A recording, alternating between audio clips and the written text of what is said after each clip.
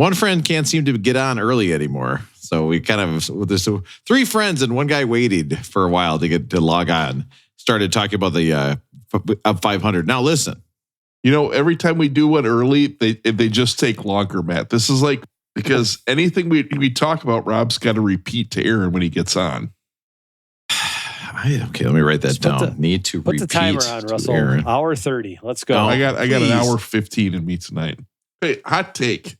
I think Aaron's going to say this Devo album is dog shit. Hot take. Wow. Before, no one's allowed to lead him there. I cannot tell you how hard it is to edit around these claps. It's such a pain in the ass. So you know what? I'm not going to do it. This time, everybody, you're going to get to hear us clap. Okay? Yeah. Sounds like me at the doctor's office. You know why, Russell?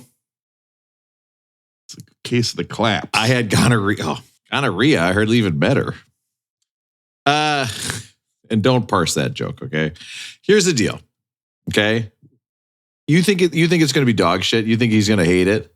No way. Hot take. I think Aaron, something will break Aaron. I think he's babysitting his son on his own. I think he's going to be exhausted. And wow. I bet this is a top 10 negative Aaron album, where he will actually shit on it. Because he doesn't normally say like something doesn't belong. I don't know. Doesn't it seem like an album that he would play at home and the kid would like it? No. You know what I mean? You don't. He's like, Dad, get up off that Eames chair. Aaron has some standards. And Aaron gets punched in the nuts to Jocko Homo. You know what I mean? No. Here's the deal. In 2020, 4 friends decided to listen to every one of the greatest 500 albums as decided by Rolling Stone magazine. This resulted in a text chain that celebrated the music, excoriated the order, and led us to making this podcast. We are far from experts. We promise to do almost no research. Remember when the guy said I was trying too hard during this part? Piece of shit. I hope his podcast doesn't exist anymore. Oh, God, you can't say that anymore. Why don't you try harder than the other parts? I'm trying as hard as I can, Russell. Yeah, that's what you don't get. This is my max effort, what you're getting right now. All opinions are our own unless you just... I am maxing out right now. Okay, just like when the guy who ran the diner in Saved by the Bell forgot his keys, max out. Max out. Max out. Hey, I forgot my keys. Oh my God, AC Slater. Help me get in. Max out. Max out. Hey, Screech. Actually, you're canceled. Max out. Max out. Max in. Maxim. FHM. Matt, were you more of an FHM guy or a Maxim guy? I don't know if I remember what FHM. I do remember what Maxim, the magazine. Yeah. So I don't know what FHM is. I think I would be the most disappointed if my kids saw me reading a Maxim. You know what I mean? Like a picture of me reading a Maxim, and they're like, "Dad, what are you reading there?" And I was like, "Oh, I can't even tell you. It's too embarrassing." I mean, what was it? It was like a guy's magazine, but dumber somehow. It was like take something in a guy's magazine and just make it really stupid. No, was it Maxim supposed to be like the elevated guys magazine? It wasn't though. It was like what are good knives?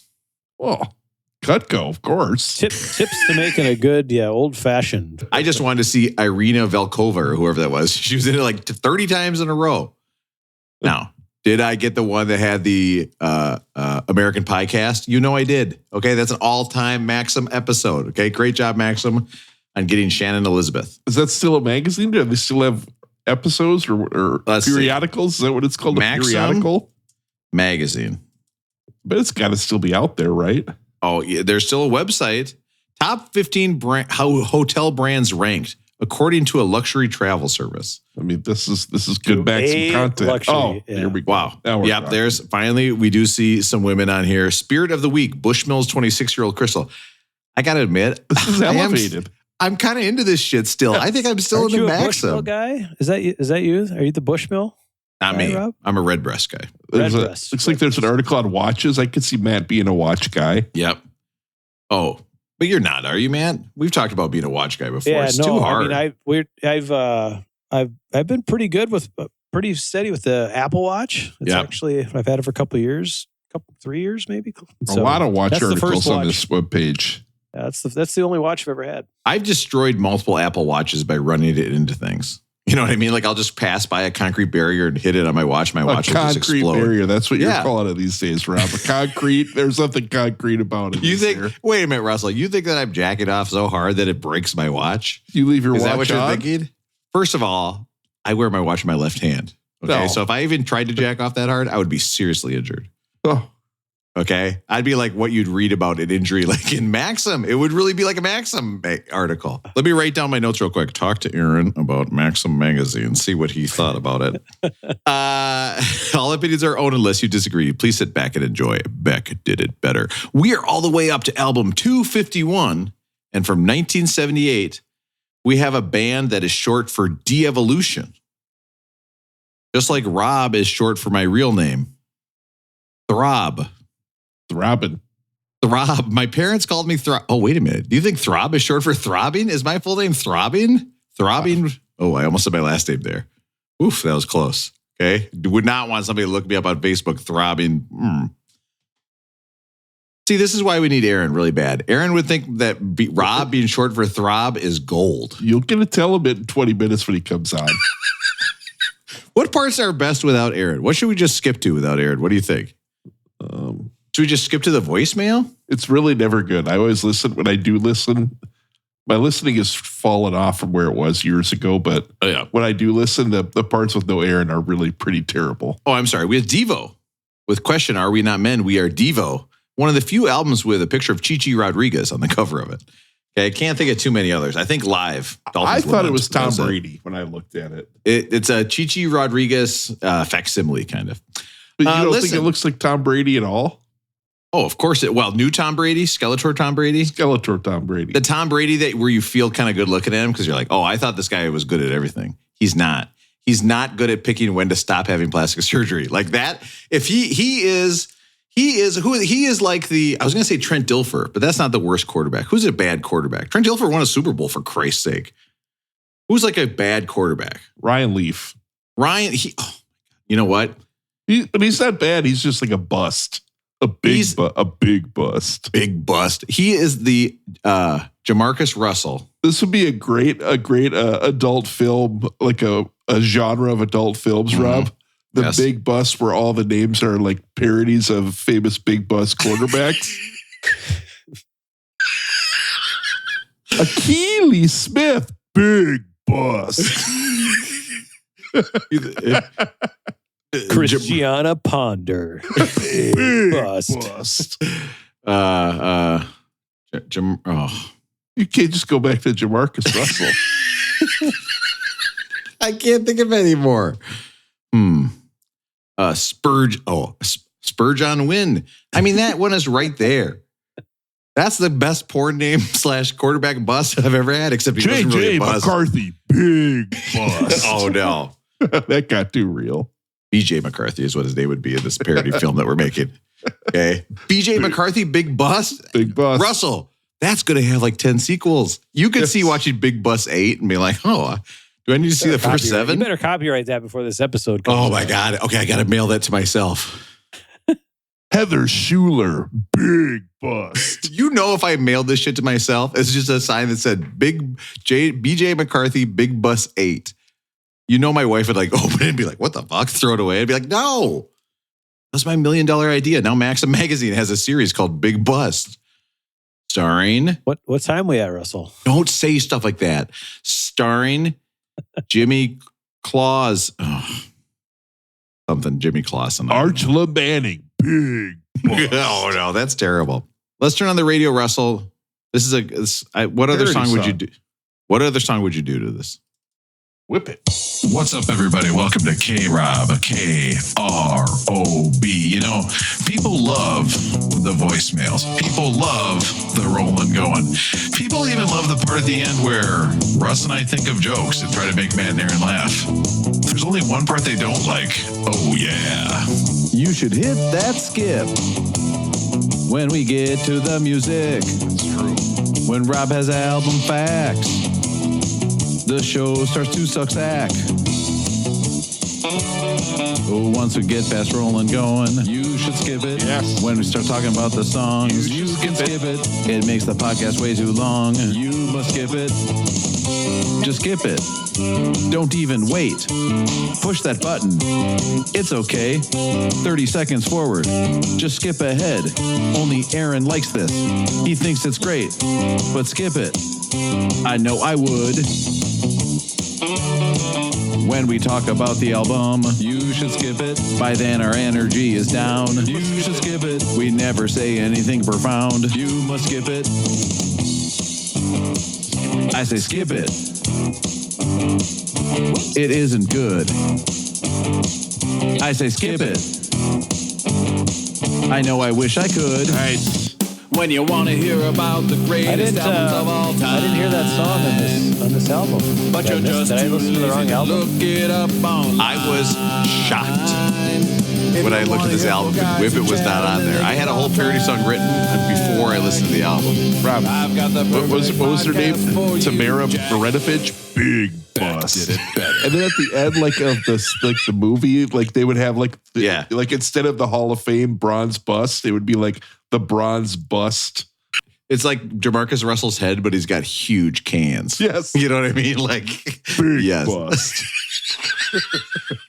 Russell, I think I know what my chat GPT is going to be full of, which I got to be careful of, by the way, because I also open up my chat GPT at school. So the kids are like, you had a bunch of Pyrex explode? And I was like, yeah, don't look at that. That's my personal stuff in that chat GPT.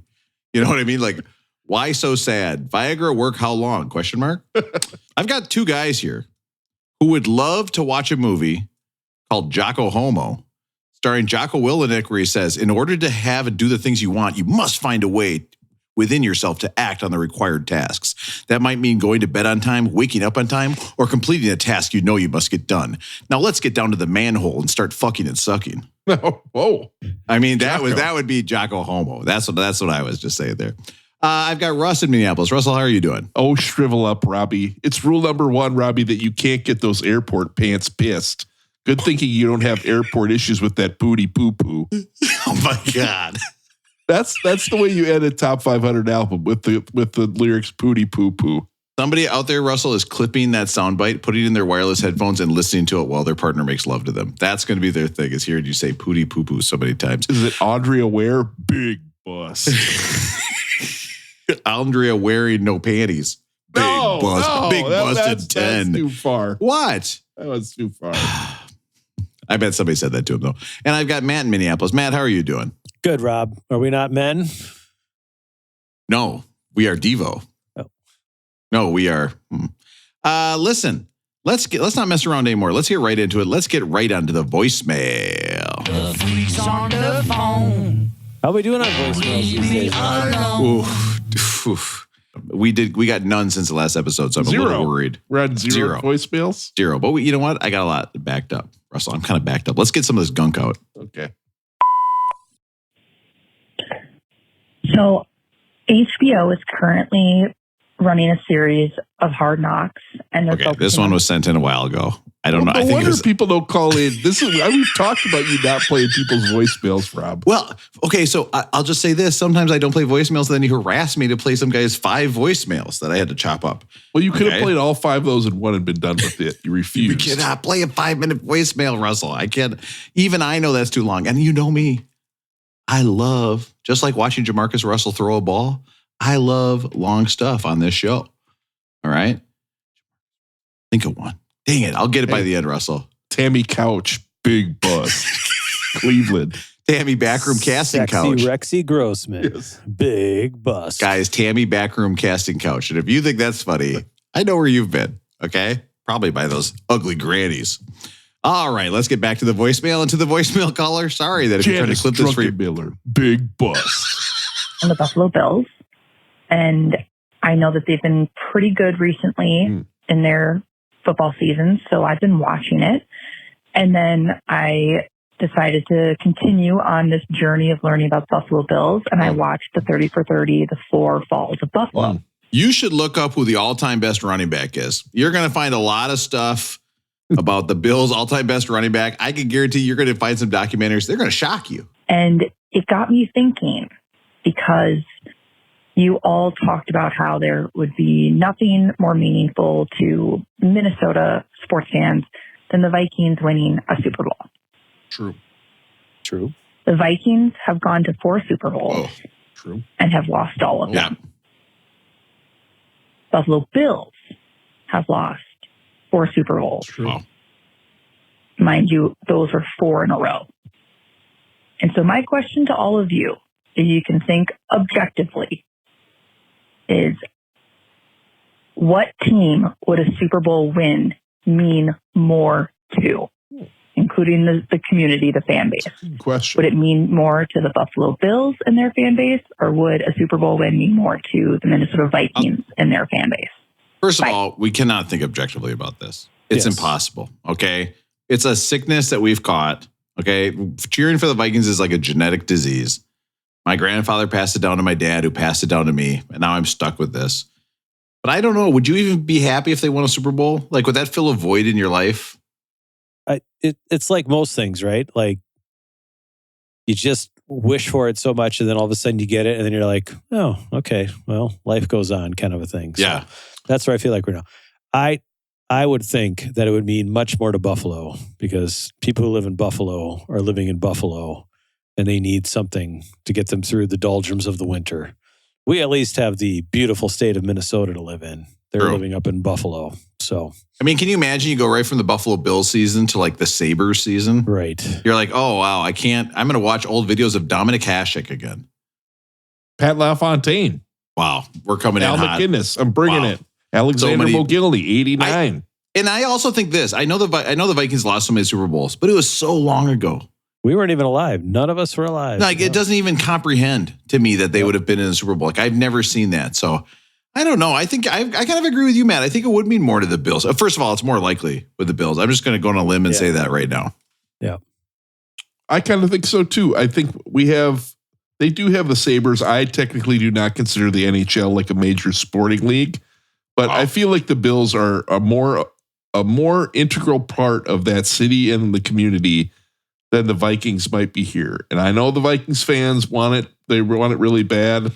I would say this too. You guys might not agree. Maybe it's because we live in a world where Packer fans don't like the Vikings, vice versa, or whatever. But I think the Bills are a more beloved franchise than the Vikings nationwide. I think people would get more enjoyment out of the Bills winning, like outside of the state, than they would the Vikings winning. Rolling going, Matt. Rolling going. How's it going with you? Russell, rolling going. How's it going with you? Rolling going. So we've talked before about how the upstairs roommate has been getting really into NBA basketball over the last year. Nice. She's really into like all the podcasts. Like she's listened to like the Bill Simmons, Zach Lowe podcasts, the local Timberwolves podcast, like the moment they're up.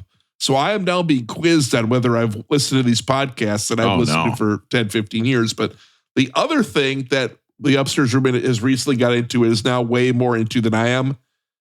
Fantasy football. The upstairs roommate now is constantly checking her team. We also have a shared team in a league with my nephew where we did like a family. Rob, I know you do it like a family type league. Matt, you might do it with your boys or something too. But the upstairs roommate constantly wants to know how our shared team is doing, not knowing I don't really pay attention to any of these teams anymore. I just show up to be part of the league, right? Last week was week 2 of the season, and I started Brock Purdy in my game. So I am already... You're out. I am already not putting starters in, not knowing guys are out, no idea what's going on. I'm lucky if I check it on Thursday. In our St. Olaf league, you kicked the shit out of me, though. Well, yeah. I mean, I am still one of the greatest drafters of all time. Okay, because I only draft people who I remember from years prior. That never goes wrong. Matt, are you still following this, or are you just along for the ride? I follow, but it's 15 minutes once a week or less than that, even just to set the lineup. And I'm certainly not making a trade. I'll tell you that right now. Like the idea of a trade happening, because every time I do, I get fucked over. So I'm not doing it anymore. I'll just tell you, because by the time this comes out, this will all be under the bridge or whatever. But I am really short in wide receivers in our St. Olaf Fantasy League. Oh no. And Pete from St. Paul, he is down McCarthy as a quarterback. He needs a quarterback. I've got Jordan Love on my bench. This is so gross. I cannot skip it. Good. Stand by. Yes. I cannot do this. We're going to stop. I've got Jordan Love on my bench. So I'm proposing him.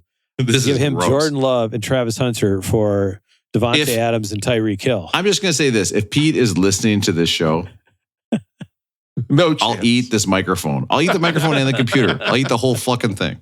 Plus the holder? There is a 0% chance. Yeah, everything. It's all down the hatch. Russell, USB, this wonderful USB mini cord that it comes with, that definitely doesn't just break all the time. Okay, good job on that. Sure, microphones.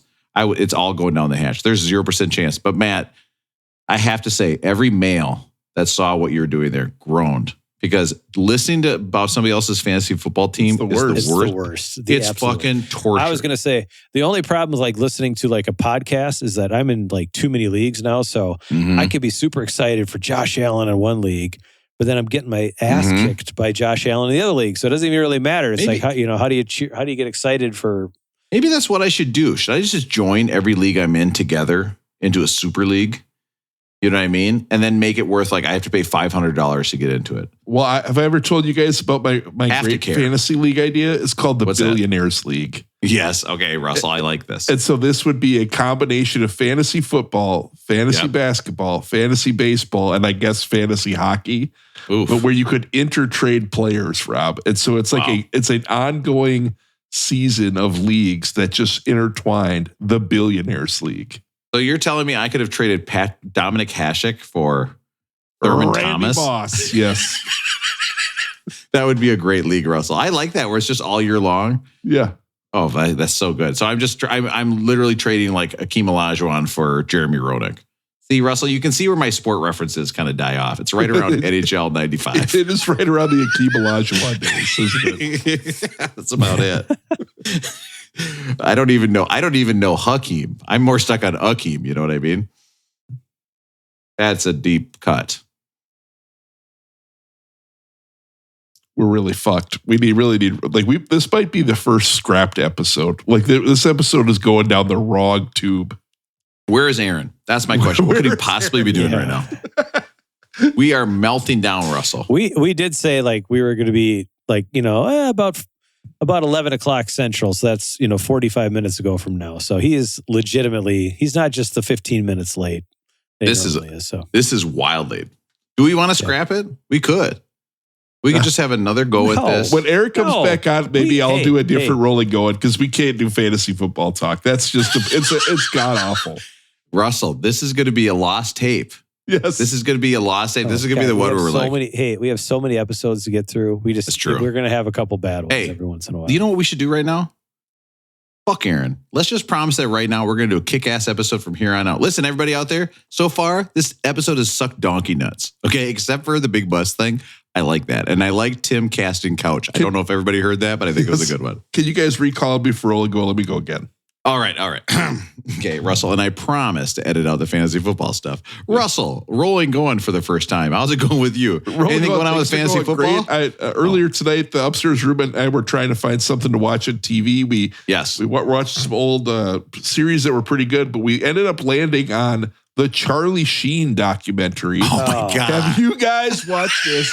Because it is gold. This might be, I have been skipping over it because I do not want to watch 2 hours or whatever it is of Charlie Sheen. So I agree, Matt. Like I know there's this world of him in like the last 15 years where he was like doing the winning thing and he turned into like this caricature, I guess. I don't even know how you would describe it. Don't forget, right? He also said he had tiger blood, Russell. Okay, that's an all-time quote, just saying that you yourself have tiger blood. But the first like 2 hours, I think it's 4 hours. There's two 2-hour episodes. 4 hours of Is that why you couldn't get on until 11 o'clock? I can't get on until after 11 today. There is about an hour and 15 minutes of him just telling like drug stories that are hilarious. The guy is legit funny as shit. Like, They was telling this story about how he was so high he couldn't keep his eyes open during this scene in a movie. And so he went into the bathroom, took an ice cube and put it up his butt. And that was the only thing that could keep him awake. I'm like, that is funny as hell. Now, what shape ice cube do you think that was? Because right away I pictured the out of my fridge ice cube. No, it's got to be like sharp. It's got to be like the pellets from a pizza. You can't be pellets. Yeah. Nobody's impressed by you putting pellet ice up your anus. There's no way. You know what I'm picturing, Russell? Like the round one with the holes in the middle. I feel like that would be the perfect. Because the thing about ice, man, and I know you want to talk about this. You keep raising your hand saying you want to get on this conversation. The thing about ice is that you wouldn't need a flared base. You know what I mean? You don't have to worry about it. Well, Russell. A flared base? Yeah. If you're going to stick something up your butt, they say you should have a flared base. So it doesn't get stuck up there. But with ice, it doesn't matter. It melts. Okay, it's going away. It doesn't matter. Shove everything you want up there if it's made of ice. Work for Charlie Sheen. You might wake up in the morning and be like, what the hell? There's a big wet spot in here. You guys have to check this out. They used to do this show called like something, I don't know if it's like the Network Stars or whatever. It was some sort of thing where actors would play athletes in sports. Yeah. There's a scene and they've got the whole Pros thing on versus video. Joes? No. Oh. Martin Sheen and Charlie Sheen playing Michael Jordan, like second year Michael Jordan in basketball. They beat his ass. They win. It is comedy gold to watch. Like Martin Sheen is a legit basketball player. No. Are you serious? Yes. Yeah. And he's probably like 5'6", 140 pounds. I could tell you know what else he went pro at. What's that? Oh, eating that. No, he ate so much. No. It killed him almost. Holy cow. He was like, first I dominate Michael Jordan, dunk it, do it like this. And then he's like, my what throat. Are you talking about? Well, he has throat cancer from eating. He said that. Is that Michael Douglas? Wait a minute. Aaron, do you have any thoughts on fantasy It's football almost like I get us wanted to back talk on about track? that no matter what the facts were. So Charlie Sheen really beat Michael Jordan in basketball. Charlie Sheen and Martin Sheen 2-on-1. First, they do free throw contests. Yes. And this really is like happened? 25 years. This is before Charlie Sheen's a big actor. And this is on like CBS. This Michael Jordan's like second year in the league. They show Charlie Sheen, he hits 8 free throws in a row. They beat Michael Jordan in a free throw contest. Then I don't remember they this play at him all. in horse and they lose, but then they play him 2-on-1 and they beat him 10-5. You'd have to beat. I feel like you and I could. Well, now that I say that, Russell, I don't know. Could we beat Michael Jordan 2-on-1? No. Maybe now. When was the last time you made 8 free throws in a row? When's the last time you shot 8 free throws? Yeah, well, You know what there's I would also do, that. Russell? I would show up with the Michael Jordan Fruit of the Loom mustache. That would throw him off his game like crazy. If I showed up with that, he's like, oh. You're trying to be like Mike. Yeah, the worst possible way. Remember that ad came out and we saw that mustache and we were all like, ooh. A little too short. A little nicked the corners a little too far. Nobody at Fruit of the Loom was like, Michael, we know what you did. You shaved a little here. You shaved a little here. Oh, too much. Better go back over here. Oh, too much. Now you got a short mustache. Can't be doing a short mustache anymore. It's never going to be done again. You can't do it. Certainly not to sell our underwear. Okay, we certainly can't do that. Maybe we will Gatorade. give you a couple weeks. Grow the mustache, the famous Michael Jordan mustache that apparently he has to have because he'd love to have it. Nobody ever thought Michael Jordan had a mustache. In fact, Michael Jordan famously not hairy. Like if you saw Michael Jordan's balls, frequently, right? no, It's just he went too short the one time. no, you're thinking of Fred McGriff. Here's the thing. No, I was thinking of Michael Douglas. Thank God Aaron's back. What are you talking about? Aaron, if nothing. We were You don't fine. even want to know what we've been doing Yeah, for the don't last even 40 don't, minutes. Aaron, do not talk about fantasy football. Here's the thing. Don't worry. That's one thing I'm not going to be talking about. If Michael Jordan's balls are really hairy, I would eat this microphone. There's no way. can't do He this. just is a smooth guy. He does not belong with mustaches. So sorry, Russell. Keep going about Charlie Anyway, Sheen. so that's part of the Charlie Sheen documentary. It's him and his dad playing Michael Jordan in like Battle of the Network Stars. But they're like Charlie Sheen is telling these stories about his drug use, as all this other stuff, these interventions, and they are funny as shit. Like if you sit down and watch the Charlie Sheen documentary, at least the first couple like hour and a half, and you tell me you don't think it's funny, you know what? I call you a loser and a non-funny person. Wow. It is funny as shit. I would highly recommend it. Okay, Russell, I got to watch it.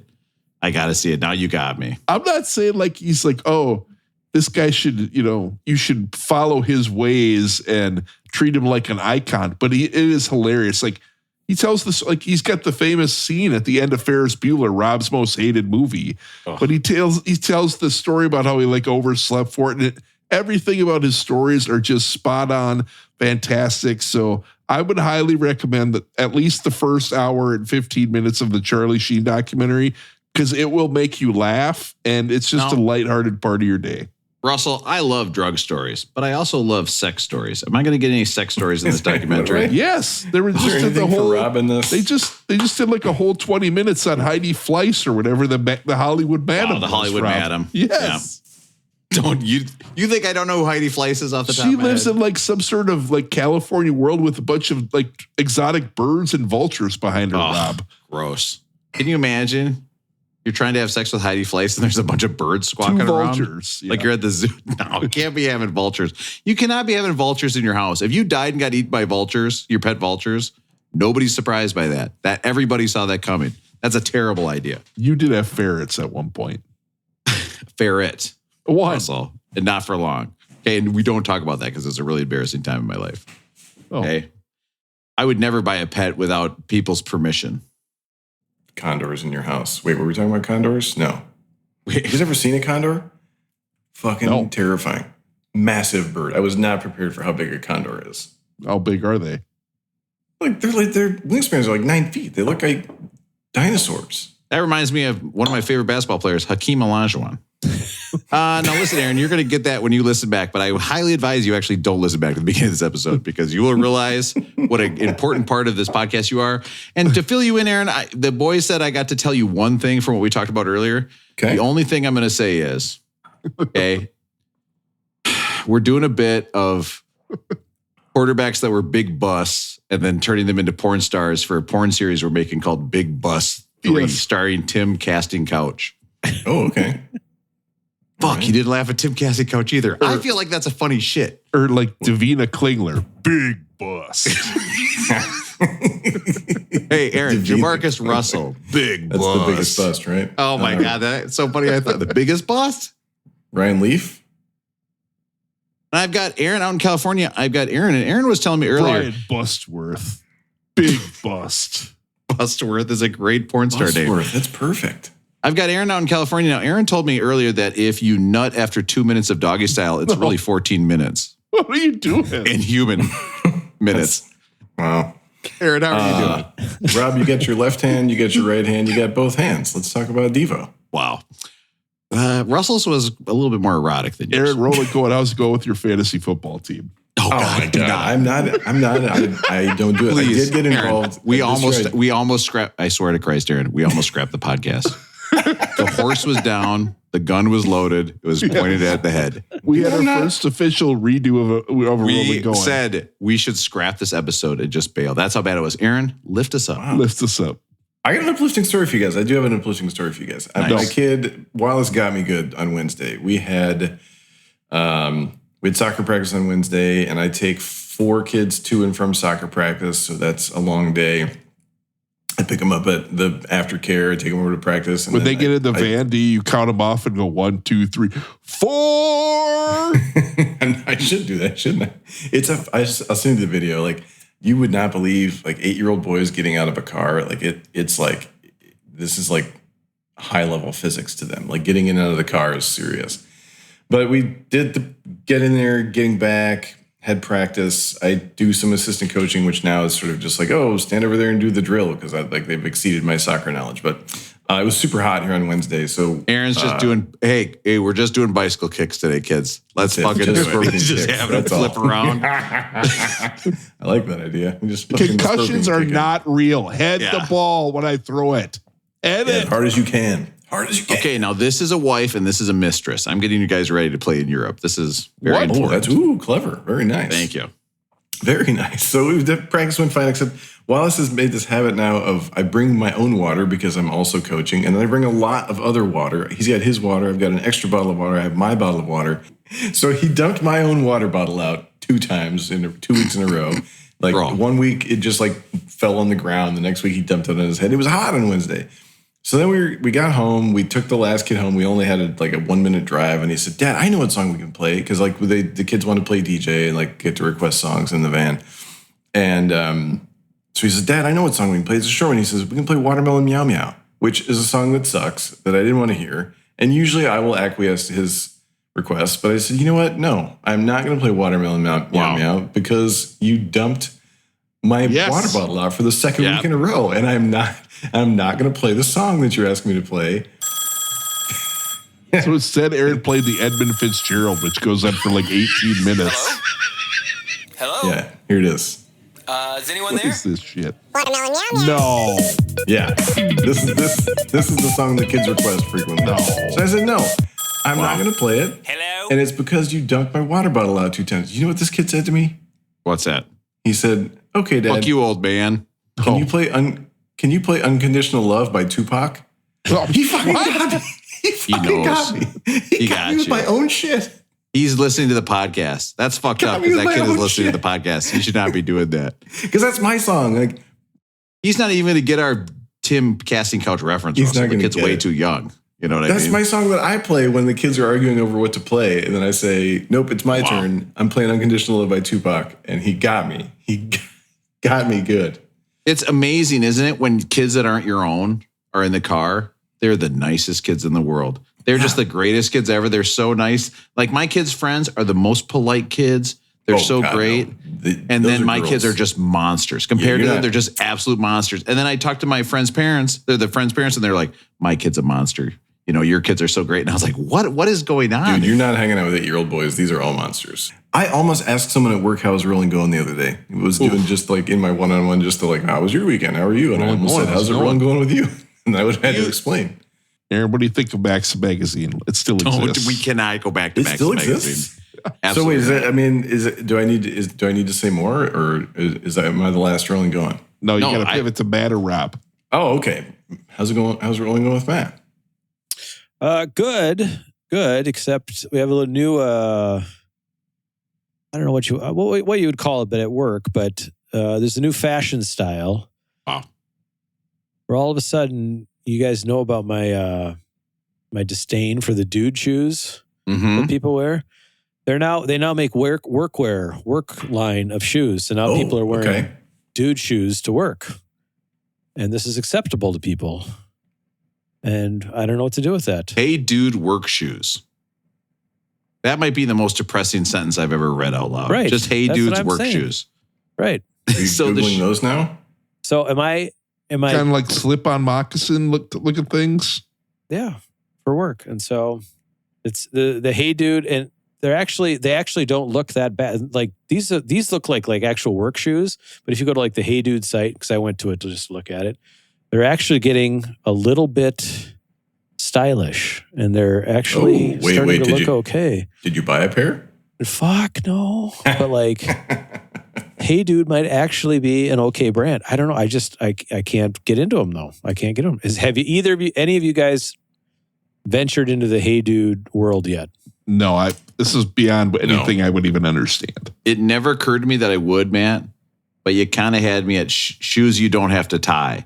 Yeah. You know what I mean? As soon as I see these ties. If I don't have to tie these shoes, these might be my new shoes. I hate tying my shoes. I hate bending over in the subway station to tie my shoes. I just cannot stand it. I double knot it, triple knot it. I think my disdain for them is becoming big time the minority, and they're not just these. They kind of used to just have like those gray ones that you got right there down, or the second column. Like that's what it used to be. And now I think there's 374 different models that I can see for men. That is so gross. So, I don't know, my God, there's lots of fun colors. Jesus, this is just going to kill me. Man, I'm going to start getting these. My dad was into the Hey Dude shoes, and he gave me a hard time for picking on the Hey Dude shoes on the podcast. That might have been a voicemail that he left me. He was like, hey, great. I like Hey Dude shoes. Can you imagine if you get haunted by your dad and he's like, I heard you talk about the shoes again. I know, like, right? What? This is what we're going to talk about? Leave me alone, Dad. I have so many questions. But like those, the neon yellow ones there, and then you go over one, and then you go over two, like, they're almost getting to be acceptable for work. Boy, this is so tempting for me to buy these shoes. This is Matt. This is Matt kind of audibly talking himself into buying these. I will never, ever. Where on the shoe does it say "Hey Dude"? Like, where's the "Hey Dude"? Like on the little tag. You see, like if you click on one of them, there's like on the tag on the back. So maybe I'm trying to become a better person, but I absolutely judge this person who's in my office who wears these to work every day. He's got a couple pair. But Rob, you might have to try them out. You might just have to try one pair. It's so tempting. Are you guys, I saw a TikTok the other day where a kid made fun of another kid for double knotting his shoes. Are you guys double knotters? I double knot I never leave my house without double knotting. Why would you make fun of somebody for double knotting? Why are you looking at someone's laces, right? Yeah, you have to double knot. Modern day shoelaces are not as good as the old ones. Again, I sound like an old man, but it's true. They're coming untied all the time. Very Fucking waxy, Ziploc very bags, slippery. anything resealable, fuck it. That's not going to work. Nothing's good. Nothing's as good as it used to be. What? Wait, what now? What's your beef with resealable shit? I got to hear this. You ever try to? How much beef jerky you got in your house right now where the seal is broken? I did not. That is a great question, Aaron. And that's going to get our first left field take of the week. How much beef jerky you got in your house? We're going to go around the corner. I'm going to say right now, I think I have 3 meat sticks in my pantry. Russ, how much beef jerky you got in your house? 7 to 8 pounds, probably. 7 to 8 pounds. Russell, that's too much beef jerky. It's right next to the Fairlife milk. The Fairlife milk. Russell just means he had a bunch of steaks in the fridge that he never saw, and they got all small, and he thinks it's beef jerky now. Turns out it's beef jerky. I don't have steaks. I just have round meat things. I don't know. And there's like 10 pounds of it in there. I don't know. Russell opening the fridge. Yeah. Kind of accurate. Matt, let's play. How much beef jerky you got in your house right now? I have about a half a bag from. I stopped at McDonald's up in Clear Lake. What? So right off This story is crazy too. Yep. You know. Okay. So then you left the bag in your car and now it's beef jerky? Clearwater at 94, a little bit northwest. This is of, sick. Doubling up on This sound isn't clips. going to go well together at all. of Becker, you know, Oh, Becker he's at World 24. in St. Cloud. This A little bit is south of St. Cloud before you get to St. Cloud. They have a, This is not they have a euphonious. bar up that area neck of the woods called Beck's. wow. X. Ooh. So I got about a half a bag of beef jerky, and I probably got 3 or 4 jalapeno cheddar sticks remaining. Wow. Ooh, that all Matt's so sounds polite. nice. He would never take the last nugget of beef jerky. Aaron, why were you asking us about beef jerky again? By the way, beef jerky, Big Bus 13 subtitle. Because the bags don't reseal. Because if you, because you buy something that has a resealable bag and the little zipper thing either breaks off or doesn't work anymore, and then you got to put it in another bag because your resealable bag doesn't work anymore. Something happened during COVID, man. I don't know if it was supply chain or what. I went to a concert and he was like, I see a kiss by a rose. And I was like, this is a bad seal. He's off tonight. Hey, I think Heidi Klum is not feeling well. I know that's what he likes about me as well. If he tries hard enough, I'll laugh at his shit. Ooh. Oh. Everybody still talks about seal, right? All right, rolling, going. Rob, how's it going with you? So when I walk the dog, I take him outside. The dogs play together in a field. Did you do like the Eiffel Tower? Can you go around the world? Can you do a cradle? Oh, nice. Ooh, I like it. I like where this is going. What else can you do besides walking the dog? I thought for sure you were talking about sex moves to start with. I was like, what is he talking Can you about? do the oil driller? You know, a lot of yo-yo moves do sound like sex moves. Let's look up top yo-yo moves right now and just see if they could also be sex moves. You know what, guys? We got our second game of the day. Inner ring grind. Definitely a sex move. Yep. Could be a sex move for sure. It's right there. You got the grind in there. Walk the dog. I mean, I'm picturing that in my head right now. Stop talking to me about my ad blocker. We noticed you're using an ad blocker. I do. A man on the flying trapeze. Could be a sex move. Double or nothing. Undermount. Come on. This is not real. Chopsticks. No. That double or nothing. That's Rob's shoe style. Double the knot or no knots, A right? spirit bomb. Rob, were you ever a yo-yo guy? Like, did you ever have a phase in middle school where you're Russell, like, I'm going to be the yo-yo he guy? listens to They Might Be Giants. He was definitely a yo-yo Yes. guy. You know I was a yo-yo guy. You know I tried to get way into the yo-yo and could not do it. Not even close. I could not. I wanted to be a yo-yo guy so bad. Do you ever see that guy who is now on What They See in the Shadows, where he would go on the news stations in Iowa and say he was a yo-yo champion? And he couldn't do it at all. He would just start spinning him around and then he goes, my marriage is falling apart. It's a great clip. Look it up. Now, kind of spoiled it for you. But real quick. So I go down and, of course, I cannot have a This clip that moment. I just fully described to you. I cannot have a moment where I have silence. So I wear my Apple Air headphones down. But then when I get down there, I put them on a ledge by where the dogs play. Oh, no. This day, Tuesday this week, there are a bunch of teenagers, and I should have known right away this was trouble. Okay, because they're real pieces of shit, these teenagers. They make you feel bad about being old all the time. Okay? No, you can't look in my bag at the movie theater. Okay? Actually, dig deep in the bag. Now, waffle batter in there. Now, here's the deal. Oh, no. I get done walking. The kids are all taking a picture before school in this field. Then they are running to the tram. They have to make it. I play with the dog for another 15 minutes.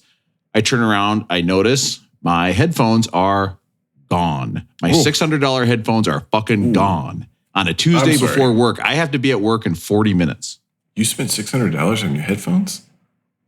Yeah, Aaron, I hate listening to my family. Okay, I've tried to say it out loud. I'm making the subtext text now. They're the worst to talk to. I would pay twice as much for half the headphone. I love them. Now, here's the thing, though. They are a pain in the ass because when you take them off, you have to put them down. I get on the Find My iPhone. I can see the headphones are currently on the tram across Roosevelt Island going into Manhattan. So I go in. I give the dog to my kid. I say, deal with this thing. I take off. I get on the tram. I'm now following my headphones over into Manhattan. I noticed the headphones are a block and a half away, stopped on a corner. You starts running. I jog a block and a half. I find a diner. There is a group of teens inside this diner. Yes, this is not real. Okay. So I walk in and the hostess says, "Oh, are you with them?" And I said, "Yes, I am." No, I said, "Hey, whoever took my headphones, can I have them back?" And the kid goes, "Oh yeah, here." And he hands them to me. He goes, "We thought they were my friends. I thought I was picking up my friend's headphones." I go, "Okay, sure, whatever." And I put them on my head. His fucking music is playing in the headphones, so I know he's a fucking liar. Yeah. Wow. Tried to steal my Tried to headphones. steal your headphones. He tried to repair them. Well, I mean, he did steal them. You just got them back. Yeah. I felt definitely so stolen. much. Listen, when I came home to my big-tittied wife that night, I felt just like Dog the Bounty Hunter. I was so much like Dog the Bounty Hunter. It was crazy. It was crazy. Of course, she has passed. Dog's big-tittied wife has passed. Let's treat that with respect. What are you talking about?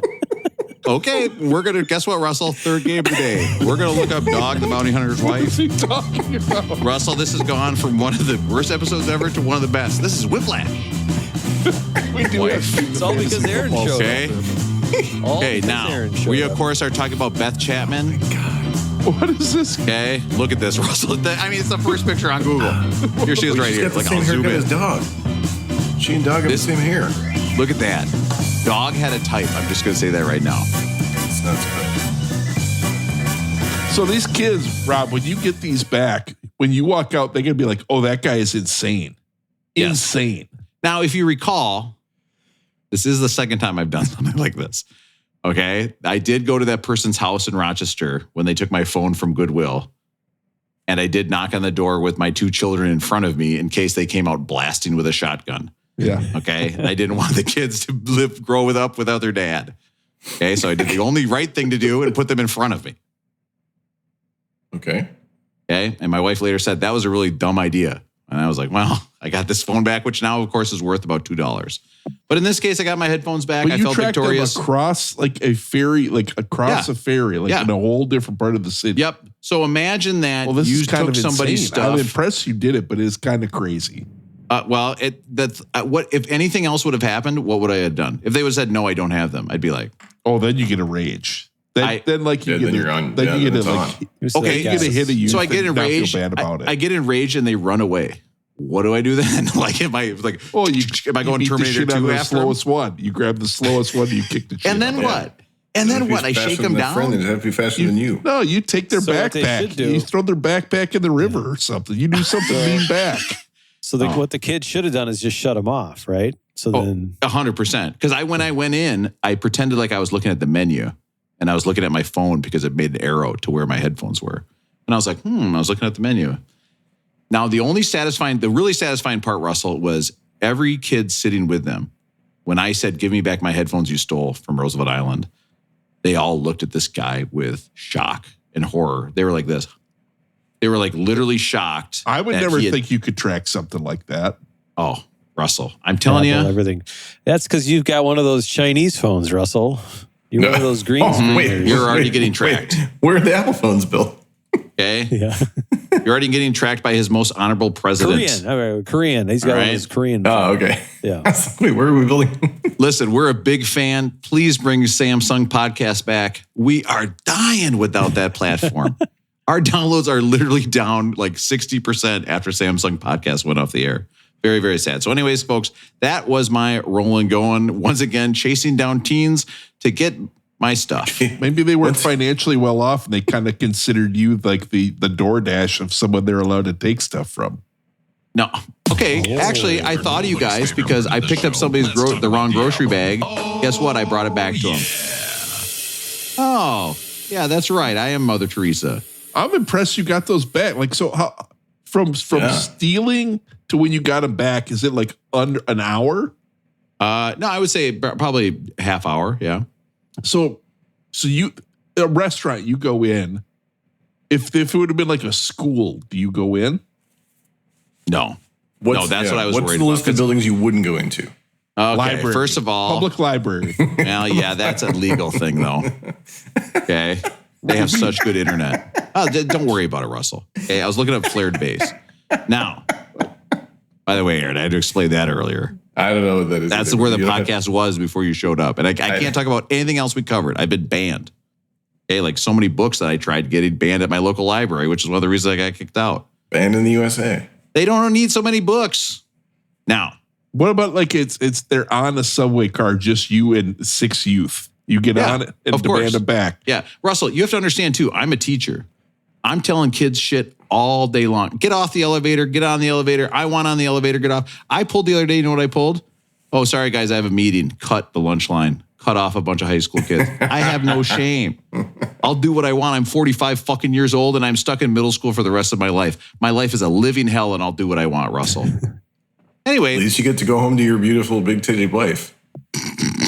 Aaron, did you say that? What did you say, Aaron? I said that, Aaron, you would never say that if your wife was in your house. You would never repeat something like that. That's it. See, again, you guys are underestimating how bad I don't want to listen to my family.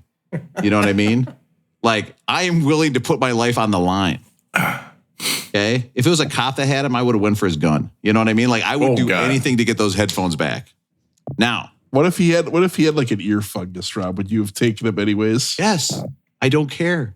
By the way, I had a fly in my water today, picked it out, drank the rest of the water. I thought of you guys. Didn't bother me. What if they looked at you and said, "Isn't that the guy who stole our Yeti water bottle from our bike?" That was a coffee mug, and I washed it really well. And I did tell that story again to a new coworker, and they were disgusted. Note to self: do not tell that to people who haven't worked with you for more than a couple of years. They don't get your brand of humor. / real life things you do. Now, like tracking people down at the coffee place. I'll tell you, my middle school boys were very impressed when I told that story at work, which I did every class. Let's get into the album here. Let's get into Devo, a music podcast. Q: God, I did not want to like this album, and we'll talk about it. Interesting. Very interesting. Very interesting. I'm going to lose $100. Put you on tenterhooks. I'm going to lose $100. Maybe on tenterhooks, Aaron. There may be predictions on this album. Okay. I'm just saying. Listen, Mark Mothersbaugh, singer of the band, born 1950. Okay, Devo stands for de-evolution. And the whole idea of the band is that mankind is regressing. So this is kind of like Wait, shit, is he the same guy who wrote Lego movie music? No.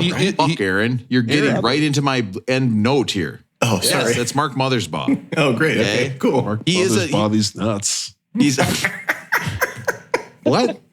Mark Mothersbaugh, these nuts? Yeah, that's funny, isn't it? That does sound good. If I said, "Hey, can I motherball your nuts?" I'd be like, "Sure." I guess. I'm on my lunch break, but there's a dumpster out back. You could motherball my nuts by the dumpster, no problem. Mark's Mothersbaugh's big bust. Oh, come on, Rob. Think of a big. Oh, Tim Tebow. Oh, T-Bone. Tim T-Bone. Big bust. Nailed it. Thank you. The band stands for de-evolution. Wait, T-Bag is right there. What? I mean. Oh my God, Tim T-Bag. Big bust 15. Still busting. Fine. God damn it. Still busted. Yeah. Big busty wives. Big bust 3. Okay. Doggy Style the Bounty Hunter. Doggy Style the Bounty Hunter. Does that exist? I'm going to look that up real quick. Okay, we're going to do game number 4. Does Doggy Style the Bounty Hunter exist? I'm going to shut off my kid's audio story. I'll be right back. Tim Tebow leg, big bust. Tragic life of Dog the Bounty Hunter. Okay, so it doesn't exist. Had a very sad ending to this bit. I have no idea what Dog the Bounty Hunter is. Russell, have I got good news for you? You guys can stop watching the Charlie Sheen documentary and you can start watching a greater documentary of a man with a busty wife who loves picking up perps in Hawaii. Now, you might think to yourself, isn't Hawaii like the easiest place to catch perps who are jumping bail? And the answer is yes, it is, which is why they do it with just bear spray. They have no guns. Now, Devo stands for de-evolution. First, he's braced. Hey, if bear spraying people by day and putting my face into my wife's ample bosom by night is wrong, I don't want to be right, dog. You better take me back to prison. Give me a cigarette in the car. Russell, you'll get that after you marathon it this later. Okay? Aaron, I've almost gotten through the fact I said when you got up and left about 5 minutes ago. Yep. And the whole idea is that mankind, in fact, is regressing. Okay? It's going backwards. The whole theme of the album is anti-commercialism. It's art rock kind of meets pop punk. The idea of the album, the idea of the band in general is from his Mark Mothersbaugh's brother, Bob Mothersbaugh, these bras. Unsnap Mothersbaugh, big bus, 16, bussing bigger than before with the big bus busters. I think the big bus guy has lost it. Did you see this last one? Big bus 16, bussing with the big bus, big bussies? That doesn't even make sense. I think he's stroking out. Hey, Mel, can we get your thoughts on this pick? He's going to be a big bust, Rob. What do you think? Long wingspan. Big bust. Wow, Russell, you've got me thinking, got to end this podcast. I got something to look at later. Now, here's the deal. The brother, and this is going to be a tough transition for me.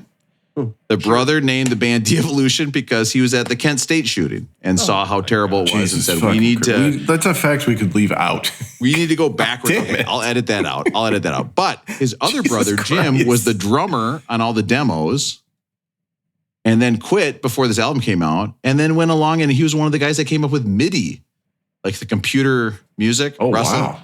Aaron, is there any chance? Is there any chance that Russell knows what MIDI is? Yeah, of course there's a chance. Russell said he's probably did a MIDI list at some point. Do you know what MIDI is? Weren't those kind of like the music on the old cell phones? You are correct, Russell. The music on the old cell phones. I told you had it. Name this MIDI tune. Don't look at the screen. Upon the side of the road. No, Russell's not that song, but I like the mashup. This, of course, is Michael Jackson, Billie Jean. God, MIDI sucks so bad. Now, Aaron, going off on the MIDI noise. Yeah. So, that was it. So this it's music, Michael it's Winslow new. Moment. Don't tempt me to do a Michael Winslow moment. Oh, come on. What else would you do? If you spent the day hanging out with Michael Winslow on a training day, first of all, imagine the movie Training Day with Michael Winslow. Smoke this crack. Oh my God, there's a helicopter. I smoked crack with Michael Winslow. Now he's got me thinking there's a... This is where Rob forgets his Michael Winslow, like the sound effects don't come through the audio, but he keeps doing it, but none of us can hear him. I'm sorry, you guys. This is not my fault that I have to make this joke, but... Oh, God, Aaron. Like, I cannot wait. He must have been really good at oral sex, too. Oh, right? my God. What? I mean, crazy. For sure, right? Like... Do the helicopter. Now do the machine gun. I'm sorry. You know what I mean? I tried to use the most polite language I could. Aaron, you disgust me. Now, this is pop punk and art rock. I've said that. It's similar to the B-52s, who also launched their first album in 1978. This is a debut album. And the thing is, this band got big with a short film up at the University of Michigan. David Bowie catches on to the band through the film. Now, you have to remember, at this point, David Bowie is either super high on cocaine and just eating milk and peppers, or super high on something else. He's at a very high stage right now because he recommends them to Brian Eno and says, I'm going to produce these guys, Brian. Come help me. David Bowie then drops out, I'm assuming because of so much cocaine. Brian Eno takes over. They record this song where, Aaron? Germany, of course. Isn't this the most German-sounding record you've ever heard in your life? Yeah, it was. Yeah, I was thinking of Kraftwerk listening to this. Exactly. Sure. And all those other German bands we love. Rammstein. God, nailed it. You didn't think I'd do it, but I did it. David Hasselhoff. Then they don't get along. Eno comes up with all these cool synthesizer sounds. Devo says, no, we want it to sound just like our demos. And they don't give a shit what anybody says. They're not doing commercials. They don't have a manager. And then they produce this. They get up to 78 on the Billboard, but I Can't Get No Satisfaction becomes a big hit on MTV, which is crazy. And also, I think on SNL they do it, like in 78, and they just blow up. Also crazy because I've never heard it until we listened to this album. I didn't know it was a hit. Haven't you ever seen Casino? Yeah. Casino. Oh, really? Man, Scorsese's good, huh? There's Devo in Casino. I would have lost that bet for sure. Yeah. The first concert they ever play outside of Ohio is in Minneapolis. And now Mark Mothersbaugh has gone on to be kind of a Trent Reznor type movie producer, right? He's done the Rugrats theme. He did the theme to Sims 2, which is something that's played all the time at our house, although maybe not Sims 2. He does a bunch of the Wes Anderson movies. Rushmore, one of the greatest soundtracks in my mind ever created, put together. It's a great CD. Life Aquatic, which is also great. It's got a lot of Portuguese David Bowie on it. Thor Ragnarok, Cocaine Bear, and the Minecraft movie. He did the songs. He did for all that. So he's like blowing up. But it all started with this weird ass band called Devo. And this is one of the songs that sounds more punky of theirs, but it gives you the energy of Devo. Yeah. Big time. Yeah, 78, this sounds like The Clash, Elvis Costello, a lot of this other stuff we've heard. It's a fun start. Uncontrollable videos of them doing this live. Oh, yeah? They're fun to watch live. They are like crazy fun to watch. They're a big time live band. Uncontrollable Urge. You guys ever do anything super impulsive? Like just, I guess, Aaron, you going down to Missouri, to Kansas City. That was up there. That's up there. Jefferson City was where I ended up. Kansas City would have been an upgrade over Jefferson City. Oof, Jefferson. I didn't even know it was Jefferson City. Jeff City. Yeah, right in the middle of the state. Aaron, Matt, you ever do anything super impulsive? You don't seem like an impulsive guy. No, not really. Can't think of anything. Like Russell? going to Jefferson City. Oh, yeah. I started this podcast with Russell, but that's about it. That's the only impulsive thing I've ever done. I did just tonight commit to spending $6 on a ticket for Game 5 of the Ballers playoffs, if necessary. I did the old dollars. I did the old buy the Game 5 if necessary when they haven't forced the Game 5 yet. This is for like an independent league baseball team. Dude, it's right behind home plate, and it's for the chip. It would be the championship game if they're there. Aaron, I love it. Behind the plate, $6. Behind the plate. Nobody in the history of minor league baseball has paid $6. You have to bleep that out in case my wife is listening. Oh my gosh. You know what? I am going to bleep it out because it's going to sound even sicker. Oh, yeah. Right. You spent that much money, Aaron? You spent $6? $500 on baseball tickets? And I'm going to bleep out baseball tickets too. It's going to sound like you're just buying some sick shit. Sick. And you don't even know if it has a flared base? I don't know about that. Now, I don't know what that is. You could have bought like 2 solar panels from the kid next door for $70. Oh, solar's out the window. We are on the road to full electrification, though. I have air conditioning. I'm sitting here in the air conditioning. It is... Yeah, it's 2025. Dumb shit. We all have air conditioning. It's 62 degrees outside. I still have the AC on because fuck it. Okay, you cannot get on my ass for using AI to tell me I look pretty. Dude, it's 80% humidity out there. It's too humid. My lady's gone. My son wants to sleep with the window closed. AC's on. That's it. Next up, I can't get no satisfaction. This is wild. Imagine, can you sing along with this? Satisfaction. And I tried. Hot take. That's pretty good, Rob. I'm impressed. This is bizarre and strange, and I appreciate the bizarre and strange. This song is so terrible it should disqualify this album from the list. What? Oh, this is so bad. Wow. I cannot disagree more with you. This is a disqualifying song. That's wild. Fascinating, this song. I mean, I think that's a valid point, Russell. Hold on, just let it keep playing, Rob, so it gets to the casino part. See if you guys recognize it at all.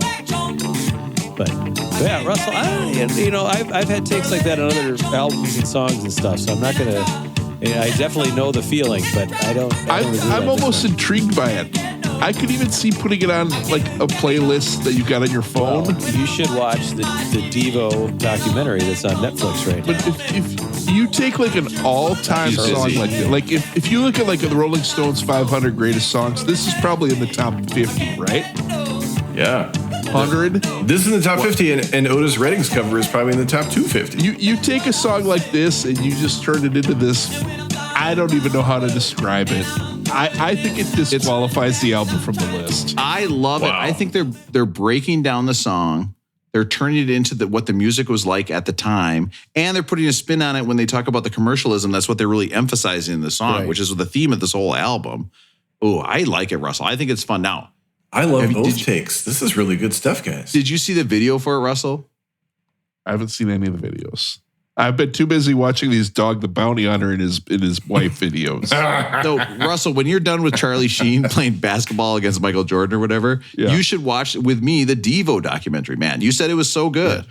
So what they basically talked about in there is that they didn't have a manager, which really fucked them in trying to get this album actually written, or actually all the money they should get for this album.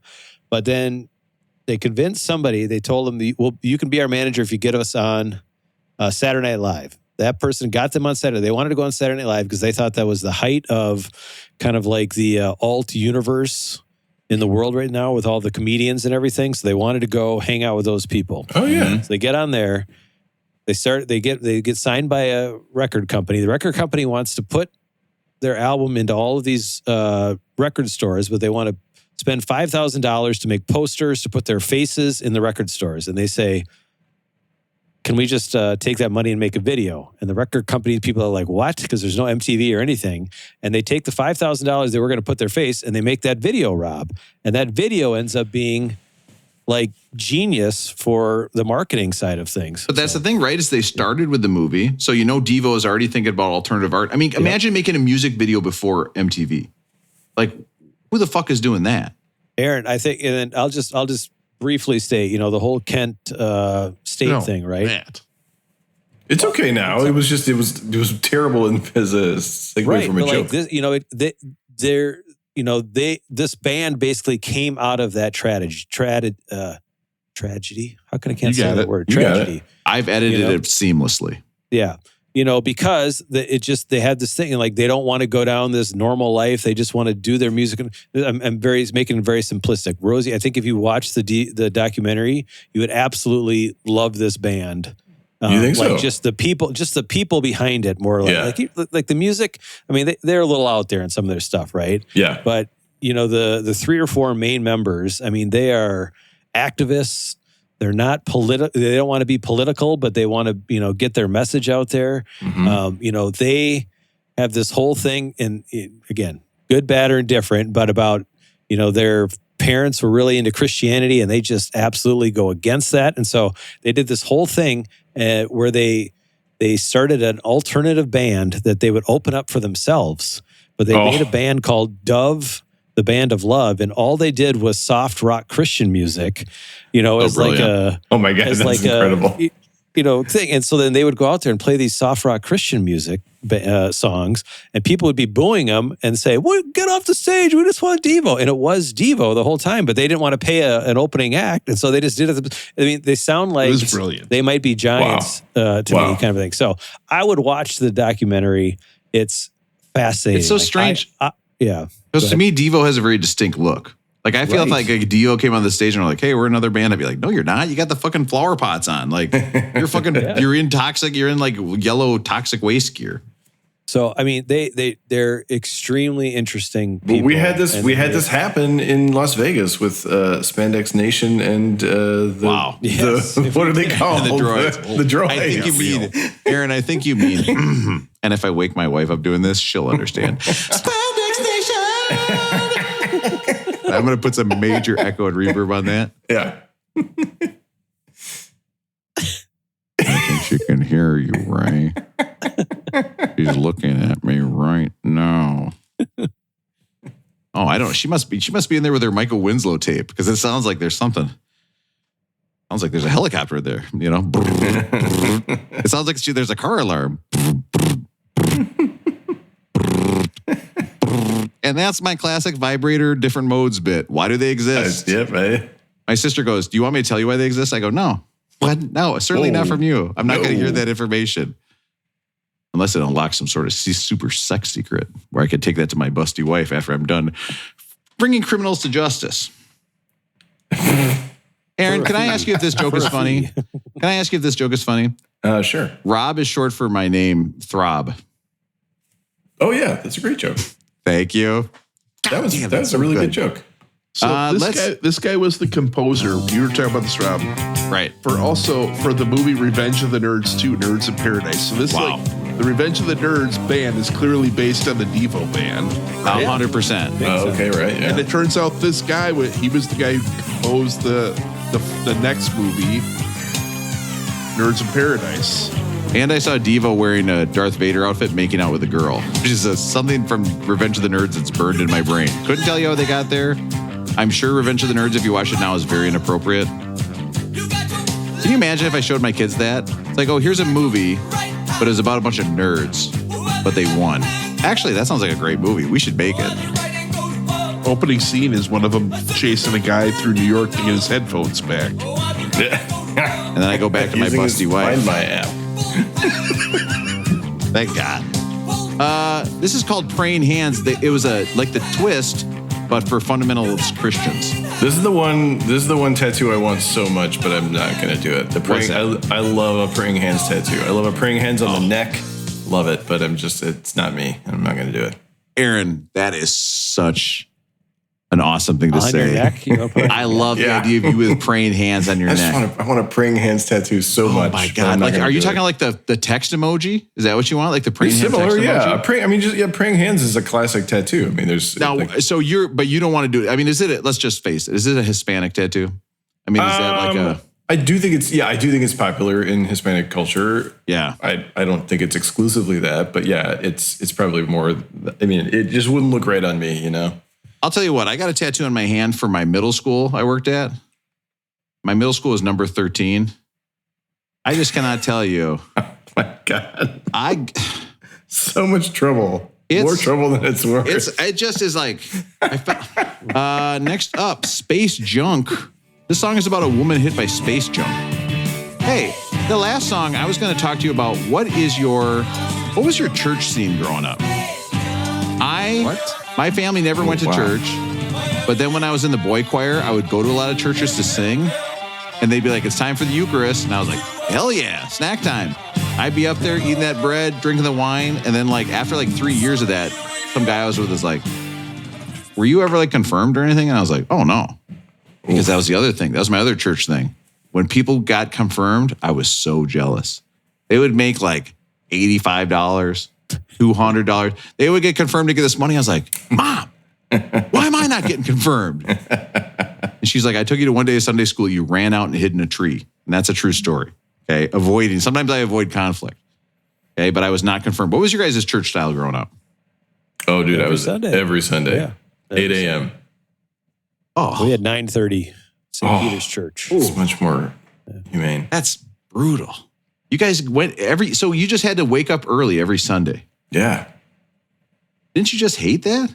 Yeah, that's why I don't go to church now. I would never spend my Sunday morning in church. I hated getting up on Sunday mornings. I don't care if it would be... apologies to anyone who does that. That's wonderful. No, that's for you know what? It's too early. Here's the thing. I don't care if my dad was waking me up to take me to watch episodes of Dog the Bounty Hunter. I could be getting ice cream and watching Dog the Bounty Hunter. 8 a.m. on a Sunday is too early, even then. Every Sunday, Matt, you went? Every Sunday, yeah. Oh. Russell, what was your church scene? We went, but we were not the 8 a.m. If there were like 3 services, we were at the middle one. So we were home before the Vikings, out of there early enough to like go get a donut afterwards, but not be home for the Viking game. There you go. Yeah. Did you guys get confirmed? Did you get that money that I'm missing? We got that money. Damn it. Maybe I could still. That's why we're way ahead of you, Rob. Like that money's been in the market growing since I was whatever age. Oh yeah, I'm sure. Oh, you're the one guy who got his confirmation money and didn't blow it on a Sega Genesis with Altered Beast when Sonic the Hedgehog had just come out. Idiot.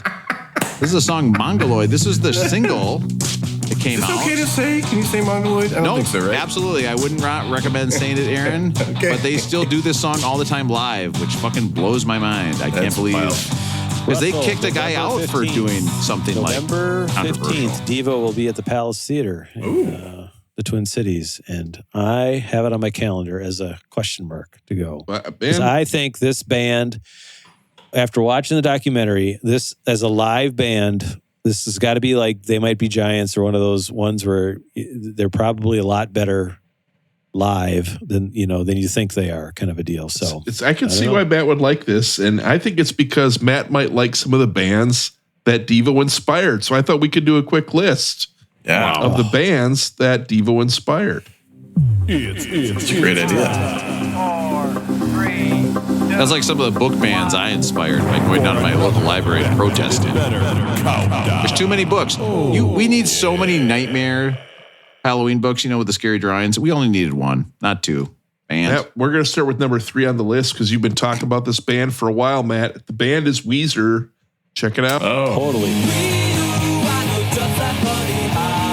It helps that Mark Mothersbaugh looks just like this Perry guy. Yep. They look exactly alike. Nerdy persona, slightly awkward, syncopated rhythms. Rivers Cuomo has been cited as saying Devo is the band that made it okay to be weird and pop. Okay. Wow. Yep. So Matt, you've been saying until we get to 294. This band, you don't want to hear it, but the influence for Weezer is Devo. Yeah. Wow. I can see it. Got a couple songs talk about playing Dungeons and Dragons in their garage and stuff like that. I mean, they definitely go full on nerd with it all. Speaking of nerds, next band on the list inspired by these guys, They Might Be Giants. Rob, it's your favorite band. Don't let's start. This is the worst part. Who believe for all the world that you are my precious little girl. Oh, it's a great song. Kind of that Devo style, ironic, jumpy rhythms, nonsense lyrics, right? Yeah. I mean, this could have been a Devo song. Listen to them for 12 hours a day playing your Amiga computer, which, of course, everybody else had a better computer, and your parents bought an Amiga, which did almost nothing. Shout out to my Amiga heads out there. Next up on the list, I wouldn't have expected this band, but the band is Nirvana. Look it up. Oh, okay. I mean, you can kind of hear it, right? Like if you said this was Satisfaction. Angular approach. Yeah. I mean, I do think like Kurt Cobain had more of a sense of humor than we remember, right? Sorry, Ralph. Yeah, for sure. He said this was one of his 50 greatest albums of all time. Wow. Kurt Cobain cited this, and he said it's one of the bands who came from the underground, actually made it mainstream.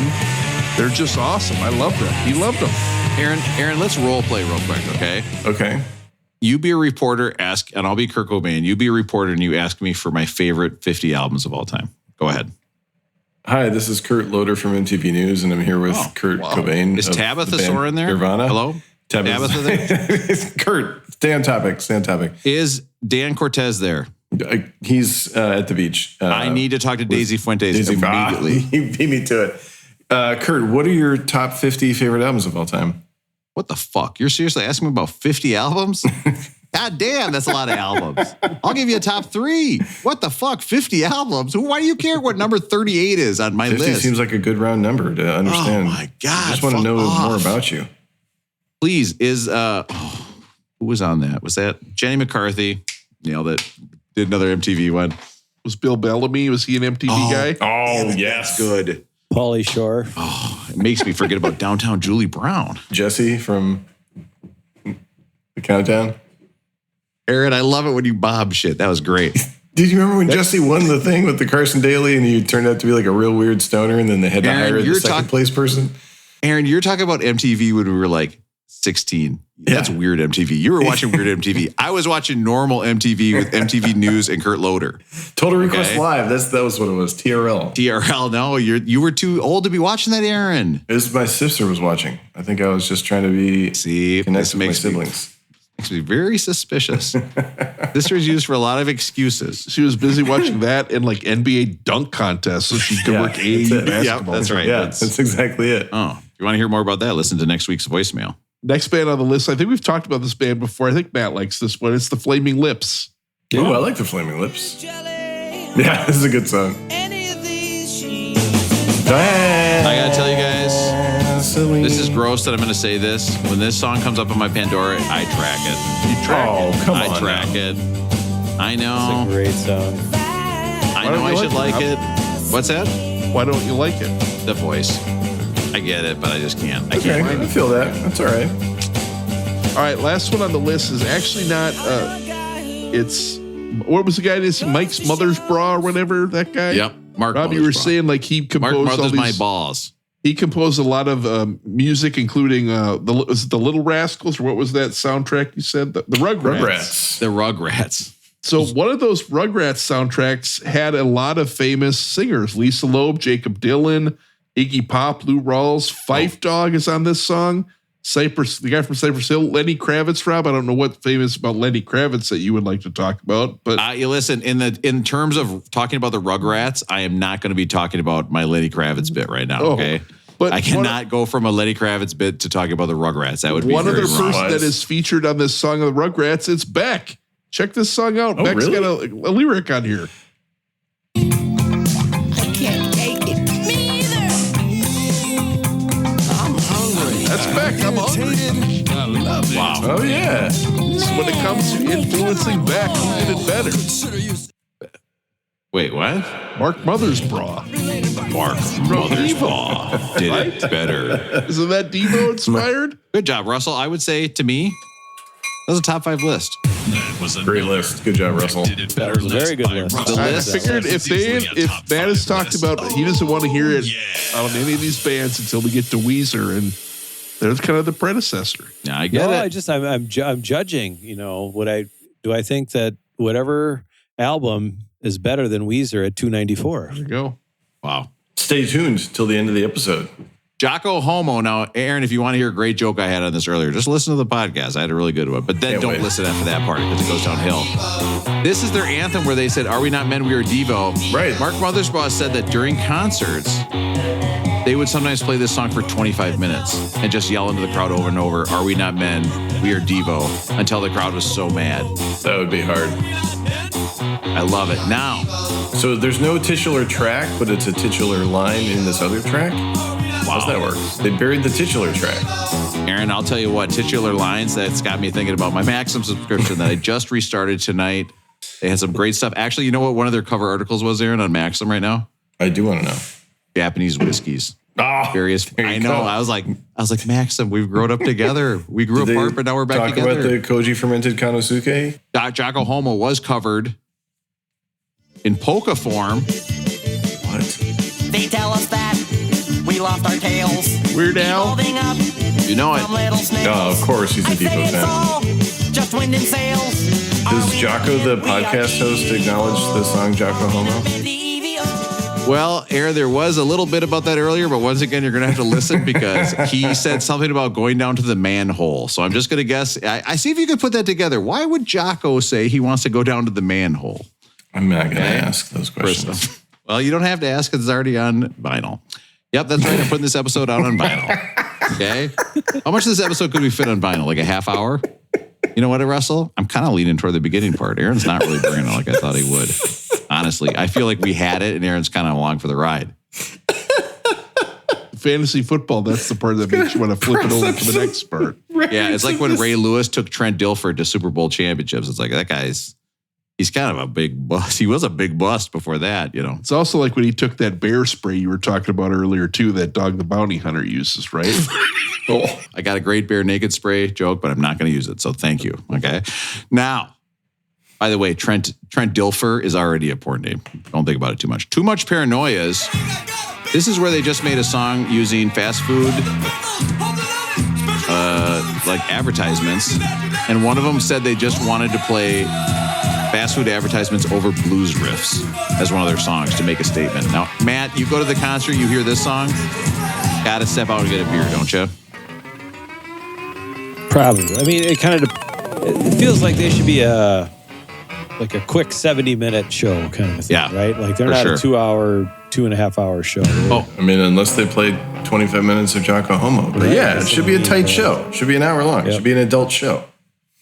Like go on at 9, home at 10. You're good. you could not mention Weird Al without seeing Dare to Be Stupid.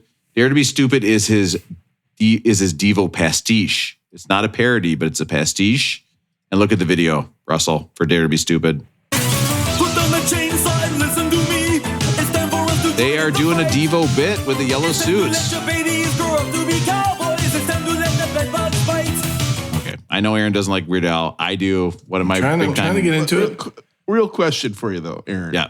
Who's got more musical talent, Devo or Weird Al? Wow. That's a great question. What do you mean by musical talent? I mean, doesn't the one guy play an accordion? Yeah. I mean, Weird Al did do the one Weird Al song I really like is the Star Wars one to the tune of American Pie. Yep. That one kind of gets me. I do like that one. You know what? I love Weird Al. And to think that now I've grown up doing parody songs that are equally good. Aaron, I mean, you should have heard tonight's parody song. It was really good. But Rob, you mentioned a Devo pastiche, and that reminds me of the ice cream treat they serve at Devo concerts. Aaron, you know what? I salute that joke. Devo pistachio. I put it on my naval whites. That was so good. I had to do it. It's an honor of you. I thought you were going to talk about the drink from the Blues Brothers, the Orange Whippets. 3 orange whips. 3 orange whips. Orange whip. This is one of my favorite songs of all time. It's on the Life Aquatic soundtrack, I think. I listened to this song. Now, get this, guys. This is how the podcast has changed my life. I have a pump-up list that I use before two things. When I go out and squat, powerlifting, and every day when I'm driving into work. I have to be listening to a pump-up list as I'm going into work, or I go insane. I used to do podcasts, but then I would have to stop listening to them, and it would piss me off. So now I just listen to like DMX, this song, Welcome to the Jungle. Gets me fired up for work. You guys get fired up for work in any way? What do you listen to when you're driving into work?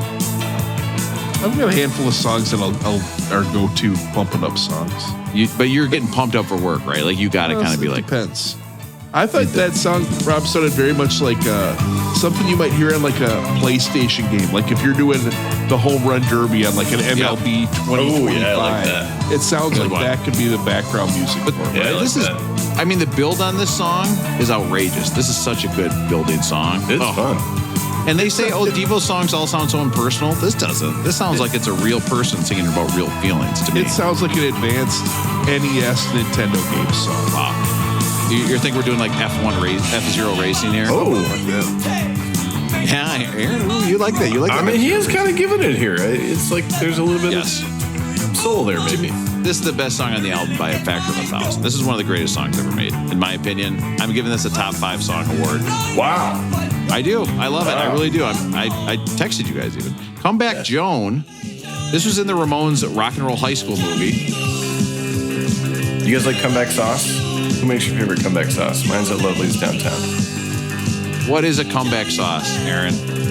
I don't know exactly. It's a sauce that it's kind of reddish. It's kind of maybe it's kind of like ranch adjacent. Ketchup? It's homemade ketchup. You like the homemade ketchup at restaurants? I'll tell you what. Real tomato ketchup. When a restaurant brings out real tomato ketchup, I think rage. It's a Maryland. I'm so pissed. If that ketchup is dark as a scab, if it's like scab dark, I'm not happy about it. I want my ketchup as pints. I would guess there is ketchup as an ingredient in comeback sauce, but comeback sauce is in fact different from ketchup. Back sauce. Oh, Aaron, now I got to scrub my internet search history thanks to you. Okay, it's a dipping sauce used for fried foods. Yeah. Main ingredients are mayonnaise, ketchup, or chili sauce. See, there you go. Mayonnaise and ketchup? I've been doing comeback sauce for years, apparently. Yeah. I do that shit all the time. People walking through Rob's house again. I'll tell you what. You want to look like a fat guy? Start putting mayonnaise on shit with ketchup. Holy cow. That's what I did my hot dog on Tuesday night. Mayonnaise, ketchup, sweet peppers, hot peppers, sauerkraut. I love it. This song is called Sloppy. It's all my baby getting. Oh, it's kind of fun. It's fun. Russell, what's your opinion on Sloppy Joes? You getting sloppy? You want to be on toppy with some Sloppy Joes? What's going on? I don't know the last time I had one because I don't have kids and I don't go to like school events. Okay, if we look at your fridge and there's like 25 Sloppy Joes in there, that's going to be crazy, Russell. You didn't know there's milk and Sloppy Joes? I don't know. Honey, we have so many Sloppy Joes. I told you the Sloppy Joes are in the fridge. We're eating Sloppy Joes once a week around here. I love it. Wallace likes them. I'm so happy. Aaron, do you say to your kids like I do, I know you like them extra sloppy? Sloppy Joe. I don't because now I think of sloppy steaks. The I think you should leave bit ruined it for me. I can't think of it. Yes, I just want to call them sloppy steaks instead. Matt, Sloppy Joes? Love them. Yay. Just love them. Yep. Oh. Russell, you're missing out on the Sloppy Joes. I am missing out. They sound fantastic. Picture a hamburger way looser. I mean, it's so sloppy. Oh, it's so sloppy. Thank God I wasn't named Joe growing up. I'll tell you that. What would Robbie made? What was that joke? What's that? What was the joke with your name? Oh, well, everybody called me Throb growing up, of course. But it's your full name, so I think Slobbert. I think Slobbert was the one that kind of hit me hard. And then my parents got me the book Mr. Messy because apparently I was quite messy. And not in the way you're thinking, Russell, where I'm scoring a header for Inter Miami. Nailed it, saved the bit. Now we're pulling up. Let's go, baby. We're almost to that last song, Matt. Pull up. Matt is eating his last half bag of beef jerky. God, he wants to end this so bad. Shrivel up. You had to eat it because the resealable thing doesn't work anymore, so you got to finish it up. Hey. And I'll tell you what, you got me thinking about seals that don't work, Aaron. It's Seal Lately. Hasn't put out an album in like 10 years. Seal!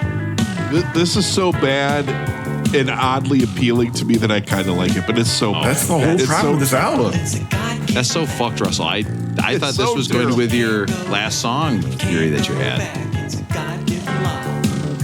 This song, you might think, oh, is this album like fun? The song kind of sums up the album's thematic elements, namely consumerism, relationship between parents, and the banal doom of life. So does this sound like a perfect album for me? Oh, let me think. Banal doom of life? Check. Relationship between parents and children? Check. Okay, sometimes I say one thing when I mean my smother, Aaron. And then consumerism? Check. I love buying shit. Headphones. I love buying headphones. You know what, though?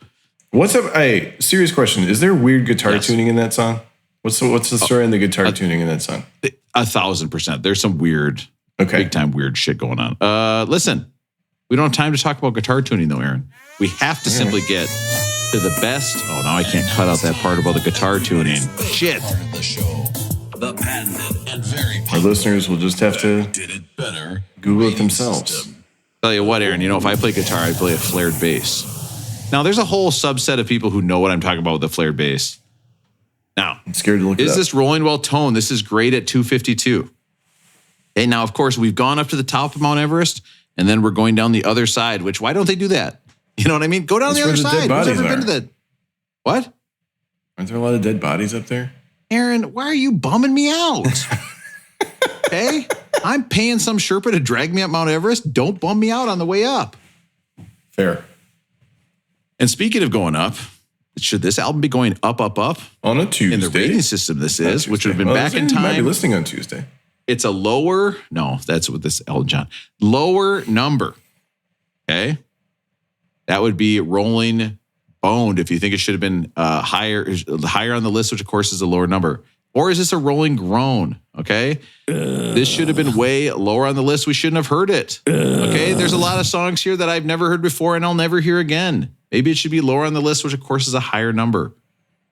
Or is this perfect? Rolling well tone. Okay. Russell, what do you think? Rolling well toned, Rolling Bone, or Rolling Groan? The album is strange, bizarre, unique. I appreciate that about that. I like that they're doing something different, something new. It's odd and intriguing at times, but to be this high on the list, I don't care if there's a great documentary about them. This is way too high. You get rid of the first 251 albums, you can't tell me this is the greatest album of all time. Rolling Groan, this is way too high. If you want to put this in like the 490s, I'd be okay with it. Otherwise, Rolling Groan, what are we talking about? Wow. Matt, what do you think? Rolling well toned, Rolling Bone, or Rolling Groan? I like this. The deeper we get in the list, the more disagreements we have. It's kind of like a marriage. What do you mean by that, Rob? You tell me a little more?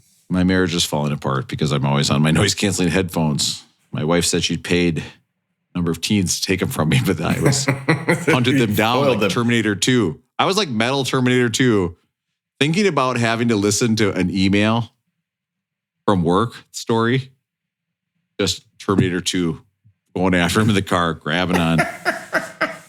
So you don't like hearing email stories from work, huh, Rob? Oh, they're great, man. I love them.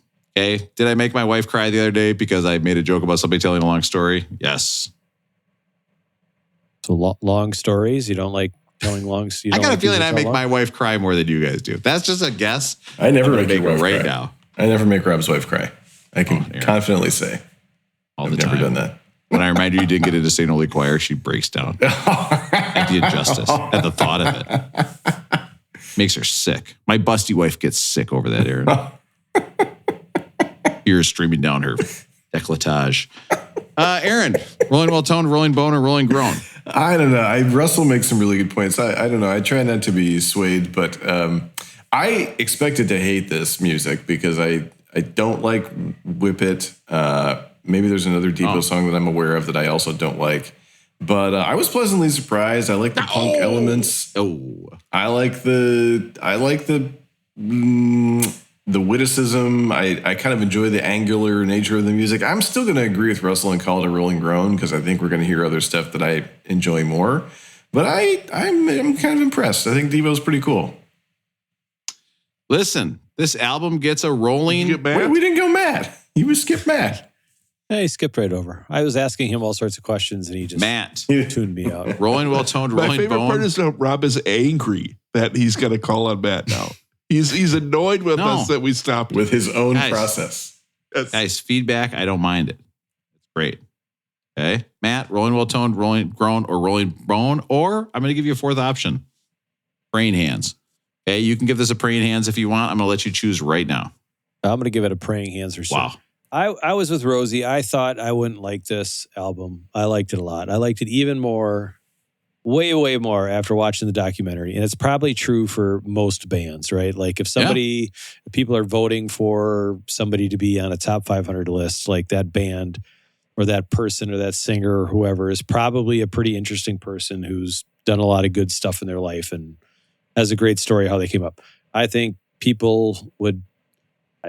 I don't know if everybody's going to like the documentary, but if you're kind of like nerdy stuff and figure out where people come from and just like hearing they're good storytellers, stuff like that. So I like music. So I like most musical documentaries, but watching that documentary really make me had a different appreciation for Devo and where they are and who they are and their influence. So I will also agree that, just look at the next 20 albums. There's a lot more albums I'd rather say are top 500 of all time kind of a thing. But Devo is an absolutely wonderful band and they have their place in the lexicon of rock and roll history. So I'll say Rolling Groan should be lower on the list, but I did thoroughly enjoy it. Well, I'll tell you what, man. Okay. Unfortunately, you guys are... Are you going to get it with Russell? Are you going to give Russell a chance? I did do Russell already, didn't I? Sorry. You did. God, man, you stressed me out. That was on purpose. Listen, here's what we're going to do. I feel like there's been some tension today. We're going to do a documentary swap. Russell, you're going to watch the Devo documentary. Matt, you're going to watch the Charlie Sheen documentary. Aaron, you and I are going to swap wives. Okay? So I think when we do all that, I think things are going to go fine. Aaron, don't make her cry. I'll do my best. Now I can't edit that part out. I am still going to edit it out. Now, I'm going to beep it out. I made my wife beep. It's going to sound so bad. Or good. Next week, this album gets a rolling de-evolution. De-evolution? Yeah. But guess what? That's good.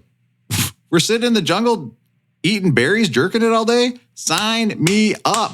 Okay? I like this future that Devo has presented. Okay? Put me back in the water. Give me fucking fins. Let's go. Next week,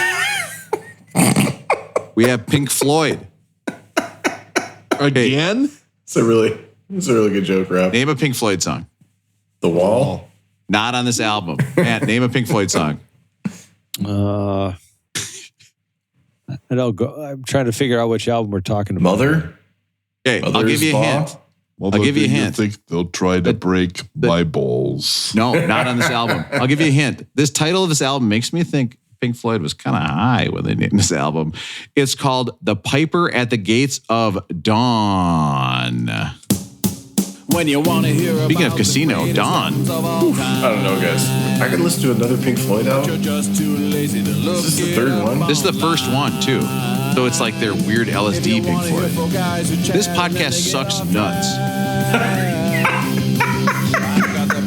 I don't have to do it, Rob, earlier we had that call about the Bills versus the Vikings, and it's not always the quarterbacks that are the big bus. What about these Vikings? Demetrius Underwood. Wait. Bus. Excuse me. Wait. Yep.